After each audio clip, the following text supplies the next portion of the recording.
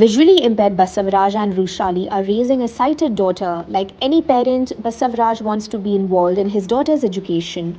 But some tasks require finding new ways forward. मी माझा एक प्रयत्न करतो, पण चॅलेंजेस तर खूप आहेत. तिथे कसं लिहिते, करेक्ट लिहिते का नाही, स्पेलिंग ते बरोबर लिहिते का नाही. तर प्रोनाऊन्सिएशन तिला जमत नाही, तिला पूर्ण स्पेलिंग वाचायला सांगतो आणि मग ते तिला मग मिनिंग सांगतो त्या वर्डचं. पण ती खूप शार्प आहे. काही चॅलेंजेस ओव्हरकम करायला तिच्यामुळे सोपं जातं. त्याला प्रत्येक स्कूलचा ॲप पण आहे. परत ॲक्सेसिबिलिटी इश्यू आहे त्या ॲपचा. ते म्हणजे लिव्ह पण आपण त्या ॲपमध्येच टाकायची.